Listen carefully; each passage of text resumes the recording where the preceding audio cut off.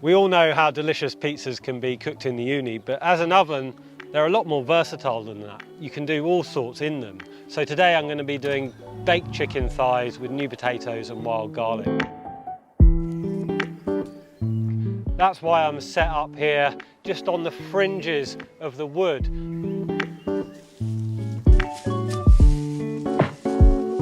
To kick the recipe off, it's very simple. You arrange the chicken thighs in the tray, add the potatoes, salt, pepper, fennel seeds, olive oil, slices of lemon, and they go into the oven for about 45 minutes.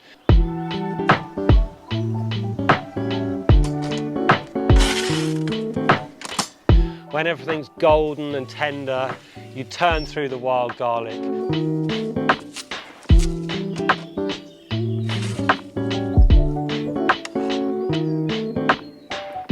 Give it another 10 minutes and bring it to the table.